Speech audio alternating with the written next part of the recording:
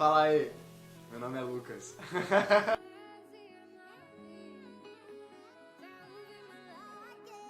Hi, my name is Lucas, Francolino Mansur. I am studying economics, marketing, management, and entrepreneurship. I am originally from Brazil, and Praia Grande, São Paulo is the name of my city, translates to Long Beach. How did COVID-19 impact your country, and what did your country do to deal with it? Today is the 24th of March 25th, of yeah. 2021, 25th of March of 2021, and Brazil right now was just classified as one of the most dangerous places for the virus to reproduce, and it could become a sanitary health crisis that could impact the whole world. So that's how COVID has impacted Brazil. Our government has not been doing a good job. We talk about the US, the pandemic, it's been really harsh in here, but you don't see the US going on lockdown like Europe, and right now you're not seeing the US going on lockdown like Brazil, and things actually getting that bad. So things are very hard in Brazil. Unfortunately, like, we don't have access to that much vaccines, and that not only impacts Brazil, but impacts me too. But I guess they'll come a little later in the interview. Absolutely, Yeah. absolutely. But it's been pretty hard. People can't work. People are starving. I'm starting a project right now to see if we can fundraise money to help out people that are actually like hungry and starving. Because Do you want to say something about that project? I could include it in the documentary. If you yeah, wanted. so currently right now we have 10 million people in Brazil as IBGE. IBGE is the data center of Brazil. 10 million people that are actually starving, and during pandemic this number reached for like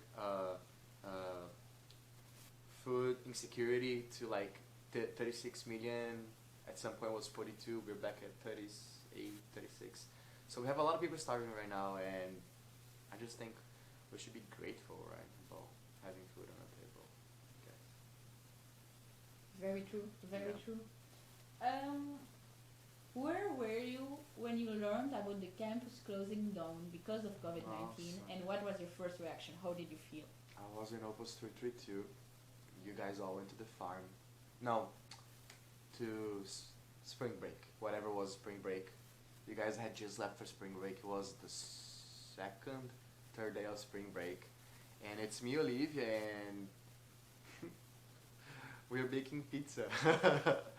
And then Patrick Hansen sends that message, with the big email saying like, we'll be closing down, we won't have classes. And the first thing I thought was my public choice, which is it's an economics course, my public choice professor, because me and Olivia, my girlfriend, we were together in this class, and we were talking to her how they're gonna close down the campus, and I was already doing predictions and like talking stuff about the stock market. Like in February, I was already saying stuff, and then it actually happened. We locked down, all that happened. So I was at Creighton at Opus 322 there, and it was pretty wild because we were locked down here for 2 months at Creighton. In Opus. Yeah, in Opus. Just you and your girlfriend? Yeah, it was good because she's a good company, but man, no one was here. Really, like, we felt really alone. Like, it was really nice that we had each other, because like just we couldn't do anything. It was really good that we had each other. I told her every day during those times, I'm like, thank you so much that we are going through this together, because this is horrible, you know. So Would you say it brought you closer to each other? yes, yeah. So you weren't able to go home at all? No, I couldn't, because if I left the US, I would have a problem coming back, which everyone had a problem. We saw that. Laura from Spain couldn't come. Can you explain more about the problems to come back? Yeah, so the problems coming back is the main problem for me is because I am a senior right now. I am graduating, and I want to work in the US. I want to stay here. I fell in love in here, and I want to be here. But the problem is I had to apply for the OPT, and OPT I have to be in the US soil. What is OPT? OPT is the visa requirement that lets you work in the US for a year after you're done with college. You're eligible for the 12 months. But after after 2 months of your graduation, if you didn't apply for an OPT, you will never have the opportunity again. Was your country closed down? Could you have gone if you wanted to, or was it completely closed down? I could have gone back to Brazil, but I didn't because I didn't know if I was going to be able to see Olivia in like 6 months in the future. So I chose to stay, and I didn't know if I was going to be able to come back to the US. So, but I could go back to Brazil. They will do the quarantining period of 14 days, and everything will be fine. But essentially, I just chose not to because it's too many risks. I had to stay here. I want to be here, so. So you stayed 2 months in Opus. After that, did you move? Until May, yeah. Okay, until May. So Yeah. you stayed in Opus until May? Yeah, it was until May, and then they did. Creighton was really good to us because they did offer us to stay the whole summer if we needed.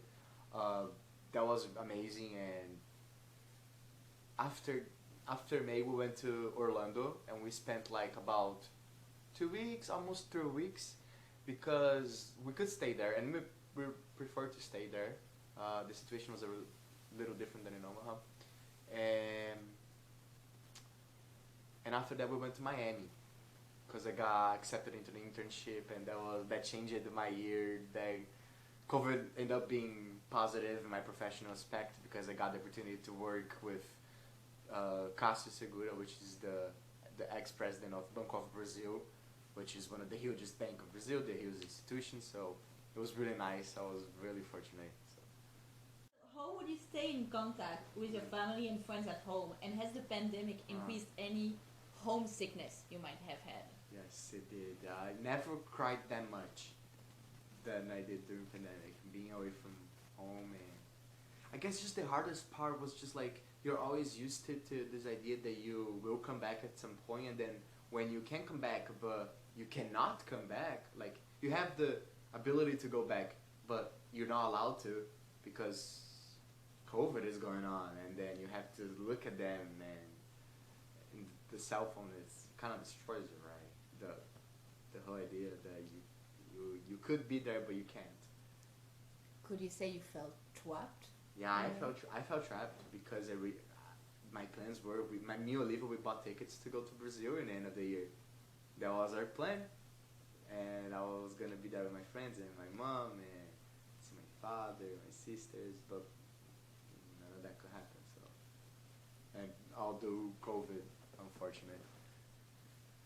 What were the biggest challenges for you during quarantine? How do you think international students' challenges differed from American students' challenges during quarantine?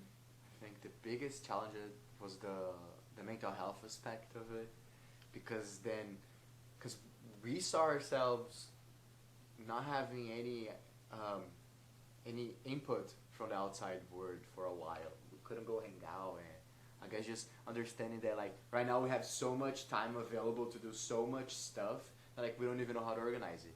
And then I just kind of like understanding and getting the motivation like to like I realized that like online classes, like we had to keep moving, and online classes were really hard, especially in March, because we never did it before, and we were never like responsible for our own time, and like because we are always in the institution, and the institution keeps us attached to following the schedule, the agenda. But then when you don't have that personal presence, either at work or at school or college, you see that you're the one that have to do it, and it's just so hard because it goes against our like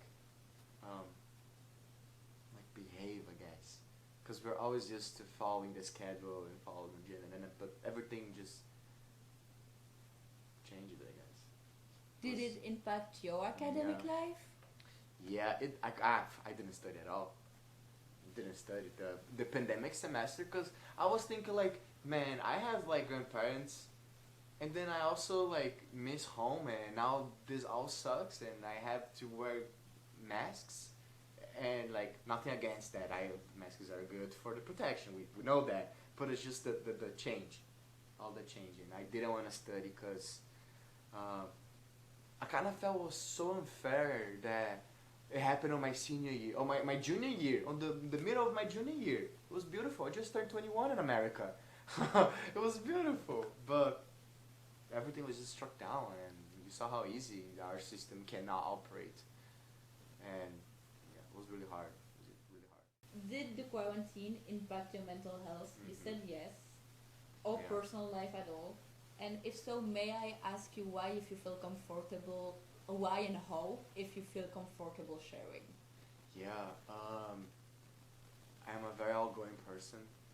Very, very outgoing, and I like being around people and having social presence, and like just not having that kind of took away the social stimulus. Like some people need more social stimulus than others. I need a lot. I'm always talking and active. I am a social person, and then I didn't have that input anymore. I kind of like felt a little, and it's so weird because you don't even know how to explain. You just like I just knew that I felt because during that time, it was way worse than it is right now. Right now we are coping with the guidelines and things are happening and yeah, but like back then, like just everyone alone, like that's it. It was real hard, really hard. Yeah. Did you feel like there wasn't enough information, maybe also especially for international Yeah, students? yeah. Because we didn't know. Well, I mean, we got deported for a little period, right?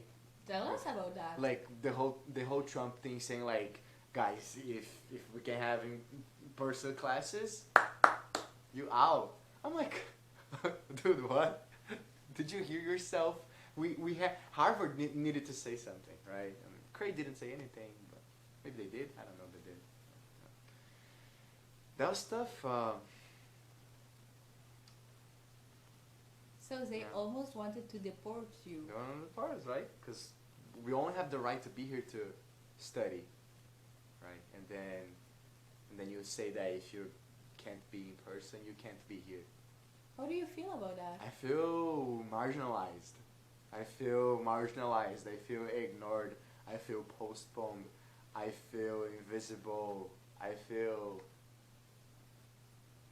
just like any other minority feels. Well, how did you surmount the challenges posed by the pandemic, like on a personal and academic level? Like, you have a particular way to cope, like sport, movies, hanging out with Olivia, anything. Like, what would you do to cope? Yeah, we coped by doing Portuguese lessons. Me and Olivia it was one of our big things, and we started to do a little uh, introduction to her on like what is Brazilian culture. So I taught her like how to make rice and beans the way Brazilians do. I taught her how to play truco, which is one of our most famous games, like card games, like uh, like here they play like pork, you know, the four card games. Like it's just like a Brazil. It's like a Brazilian game. It's just yeah.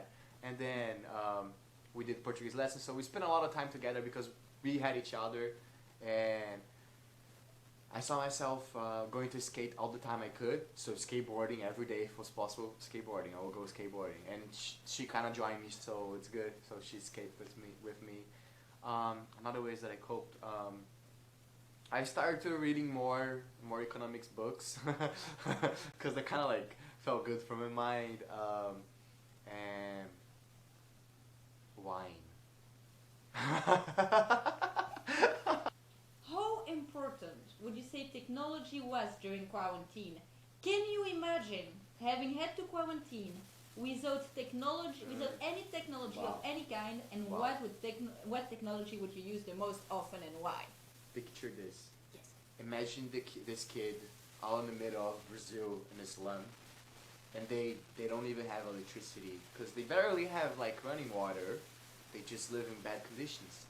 These people, they used to go to school and they were fed in school, right? And then COVID hit, and then we couldn't be in person. Imagine now, this kid not only now doesn't go to school, also doesn't have access to school because of he doesn't have technology, because he's marginalized, but also it's now starving because school closed, people stop eating.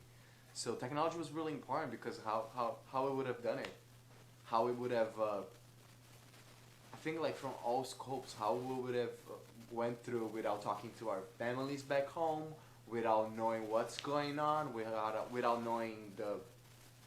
I mean, that's how doctors all over the world are talking to each other to find out what works and not works for COVID guidelines and stuff like that. How would have done it without technology? No way. We can't because we cannot. We became dependent because our whole socio-economic system is dependent on technology. And right now, if the whole world blacks out for a whole day, you see that people gonna go in anarchy. Go in anarchy. The technology is really important, and Did you use it? I use it. I have to, right? What do you use the most often? What do you do the most often? The most often computer for class because I am an online student, so Zoom meetings. I work at Creighton Fundathon, so we basically fundraise. We have to call alumni to fundraise money for Creighton University. Let's go Fundathon. So basically what I do is I call alumni and we do that with the computer. So it's also online. The Zoom and they gave it the computer, and yeah, phone. I call my family, WhatsApp. So it's there. We cannot live without. So if you were in America, your family was in Brazil, the only way of communicating with your family was Phone, technology. was the only thing you had to talk with them. It's the only thing, yeah. And I was without a phone for like 5 days, right? And then like I forgot that I never let them. I never told them that I was without a phone. That my phone broke. And then they're like, "What happened? It's been 3 days. Lucas didn't say anything. What happened?" And they were kind of crazy about it. But I just broke my phone. But yeah. The consequences. So we used to go to class in person. You used to go to class in person, but now you have everything on Zoom on your computer. Yeah. How did it change your habits? It made me a better person. Yeah, the first semester of COVID was really hard, but the second semester I chose to be online, because I learned how to cope. I learned how to deal with it, and the third semester I got like even better. Just made me better because I think that online classes give me enough time to kind of get ready. Like I have my first class at 9:30, and I woke up at 6:45 a.m. Stay in bed until 7, and then I wake up. I do breakfast. Olivia starts working at 8, and then I finish breakfast. I finish cleaning, and then like 8:30, I can do anything that I can like need for my classes. So it's really nice, and I have more time because I don't have to move places and be places. But I don't have this social input, which kind of miss, but trade-offs. According to you, what are the consequences of COVID-19 on the U.S. job market for international students? We don't find a job anymore. We're not. I don't know. I've got 50 plus no's, primarily because I am not a U.S. citizen, and because of COVID scenario, they're not willing to take on the risk of having me as an intern with my OPT for 1 year, but then they will have to sponsor me in the future. Is that even worth it? Couldn't we allocate our resource better? So that's basically what happened. They're not looking at us anymore because just the situation. And that's I get it, because when things go south, we look for our people, and we're not their people. So have you been feeling more of that, like yes. really? Yes. I never realized. They told us on freshman year. They told me on freshman year, and among a bunch of Americans by my side, they told us that we could go to the career fair every year, and that would be good because we will start knowing and getting to know recruiters. So on freshman year, I went there. On sophomore year, I went there. On junior year, I went there. And then on the junior year, that was before pandemic, literally right before pandemic, I realized something. I was always getting the same answers. People will always ask about my citizenship status. And then someone in their fair said like, yeah, I cannot do anything if you're not a citizen. I'll just save your time. And then it kind of like clicked on me because like, I'm not a citizen. I don't really have the right to work here.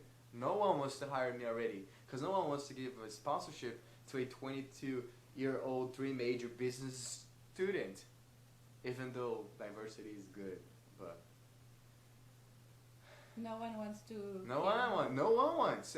But everyone wants to interview me. Everyone Everyone likes that I am from abroad, that I have the past good experience in Brazil and here, and that I can talk and all this. Everyone loves it, and everyone loves my resume. But then I'm not a U.S. citizen, and now especially with COVID, they are just like we'd rather take our shots with other people that are So U.S. citizens. you came here kind of like pursuing the American dream, right? Yeah, So what do you think of the American dream now? it's American. It's only American. You don't think it's for everyone? It's not for us. I mean, European people will have an easier time. I'm from Brazil. Even though we're the largest democracy in the South, like, still, we're considered Hispanic.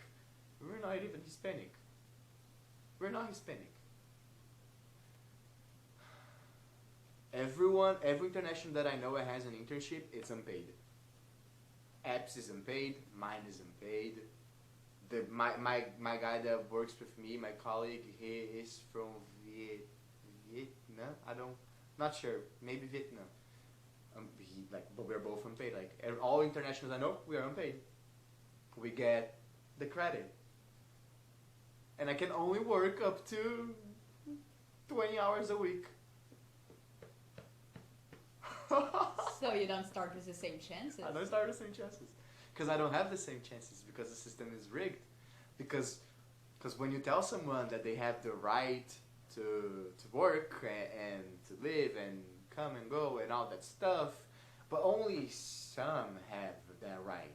A citizen has the right. We don't. We're here to study.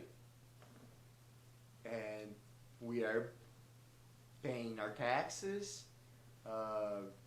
We are living here for a while and building relationship and community, but then once we want to actually set roots, we can't.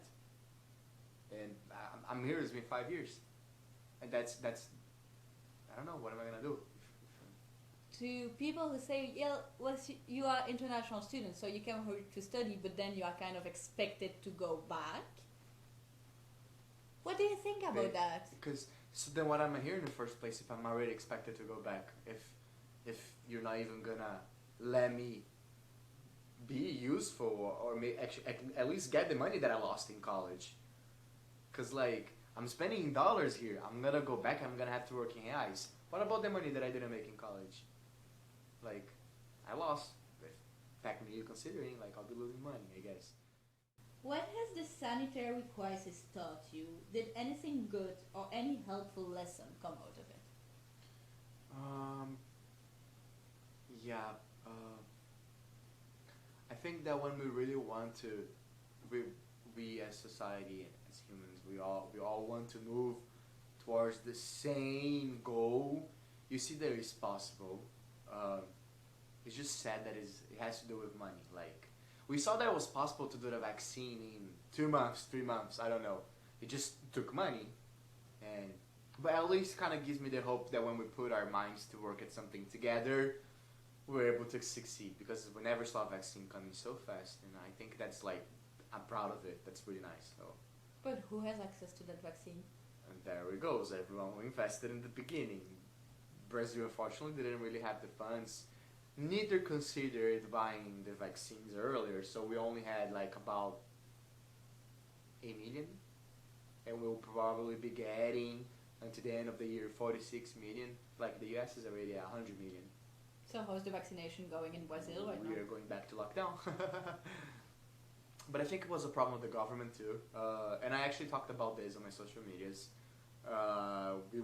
I think we lacked, at least in Brazil, we lacked an economic approach towards the vaccination problem, because they never thought about what was the objective with the vaccination. They wanted to vaccinate all the elder, and then they wanted to vaccinate the working force, but then they forgot that while they only were vaccinating the elder, they put the economy to reopen, and then people were not vaccinated. And now we have 3,000 people dying, and they are below the 50s. And that's a huge crisis. But they kind of messed up with the resources and allocation, unfortunately. Yeah, we're going back to lockdown. What's next for you?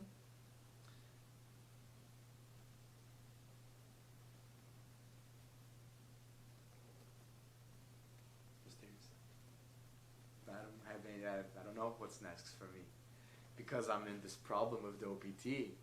I'm in this problem where, like, it's been really hard to find a job. So because it's been really hard to find a job, I couldn't even decide what I'm gonna do because I just didn't find anything yet. Cause I need a job. Anywhere I go, I'm gonna need a job, and I'm seeing if I can maybe get like some network in Dallas because I have some network in Miami from my previous internship, and I'm trying my best. But you're not a U.S. citizen, so I don't know what's next for me. But I did apply for my OPT, and I'm gonna try as everything I can to stay here. But I'm already applying for jobs in Brazil if things go south. And then if things go south, then, well, Olivia's moving with me, I guess. Hopefully. We talked about it. She said yes, so I'm counting on that. Can I be anywhere?